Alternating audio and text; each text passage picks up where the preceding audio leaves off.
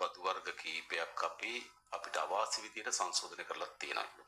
ආදායම් පැත්තෙන් නේද? අපි pay tax එකේ වෙනසක් කරා. ඒක අඩුවීමේ දිශාවට. අපි VAT එකේ වෙනසක් කරා. කිරි සහ යෝගට් වලට තිබුණු බද්ද අපි ඉවත් කරා. ඒකත් අපේ ආදායම් අඩුවීමේ දිශාවට. ඊළඟ අපි රැඳවුම් බද්ද ගත්තොත් බැංකු ගිණුමකට තිබුණු ඒක 5-10 දක්වා වර්ධනය වැඩි කරා වගේ මොකද කරේ? බදු ගෙවිය යුතු කණ්ඩායමට පමණක් ඇතුළත් වෙන පරිදි ඒක ඇතුළු කරලා තිබුණා. ඒතර ඒවා අපිට ලැබෙමින් තිබුණු බදු ආදායම් නම් ප්‍රමාණයකට අඩුවීමට හේතු වෙන කරුණු.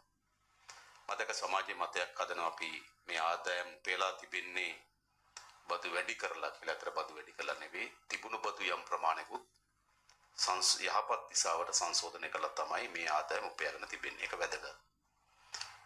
ඊළඟ තමයි අපි දිගු කාල ස්ථාවරයක ඉන්නවා. වසරෙන් වසර එක් අයවැය ලේඛන වලින් මේ බදු වල කරන මේ වෙනස්කම් නතර විය යුතුයි.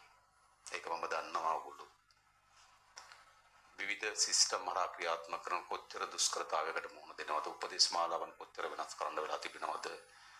පුරවන ඉල්ලුම් පත්‍ර ඒවා කොච්චරක ප්‍රමාණයකට වෙනස් කරන්න සිද්ධ වේ. ඒක විශාල අවුලක් නිර්මාණය කරනවා. හැම අයවැය ලේඛනයක් එනකොටම නේද? මොකක් සිද්ධ වෙයිද? තිබුණු ડોකියුමන්ට්ස් වෙනස් කරන්න වෙයිද? තිබුණු සිස්ටම් වෙනස් කරන්න වෙයිද කියලා තමයි වැඩිපුර සාකච්ඡාව තියෙන්නේ. ඒ නිසා අපි රජයක් ඇතුළු උපරිම උත්සාහ කරමින් තිබෙනවා නව බදු පැනවීමකින් තොරව ඉස්සරහට යන්න. ඒ වගේම සමහර බදු ශේස්ත්‍ර අපි දන්නවා සමහර ජනතාවගේ ජන ජීවිතයට ඍජුව බලපාන ශේස්ත්‍ර තිබෙනවා. ඒ වගේ යහපත් සංශෝධනයක් විය යුතු කෙන ස්ථාවරයකට අපි ඉන්නවා. මොකද අපි ඍජු බදු සහ වක්‍ර බදු අතර තියෙන මේ පරතරය අඩු කරනවා නම් මම හිතන්නේ වක්‍ර බදු වල යම් සමාජයට හිතකර සංශෝධනයක් අපි ඇති කළ යුතුයි. නමුත් මේ බදු සංශෝධනයක් අපි ඇති කළ යුතු වන්නේ අපේ ආර්ථිකයට මොනතරම් ප්‍රමාණයකින් ඒක ඔරොත්තු දෙනවද කියන සාධක මත. සමස්ත ආර්ථිකය ජන ජීවිතයේ පසකෙන් තබලා බදු අඩු වැඩි කිරීම පිළිබඳ පමණක් ප්‍රතිපත්ති සකස් කිරීම සුදුසු නෑ. මෑත කාලේ අපිට එහෙම අත්දැකීමක් තියෙනවා. 2021 වසරවල මෙතන 2020 අපි මුළු බදු ආදායම උනේ දේශීය ආදායම දෙපාර්තමේන්තුව විසින් හොයලා දුන්න 1 බිලියන 425යි. 2021 බිලියන 495යි. අපි දන්න කොච්චර බදු වල අඩුවීමක් සිද්ධ වුණාද කියලා.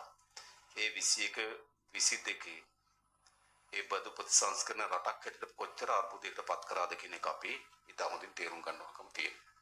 ඒ ඇත්තටම 2020 බිලියන 425ක් වුණු බදු ආදායම මේ අවුරුදු දෙසැම්බර් 19 වෙනිවට ඔයගොල්ලෝ බිලියන 2236 දක්වා වර්ධනය කරලා තිබෙන පිට අවුරුදු 4කට 5කට පෙර තිබුණා වගේ නේද?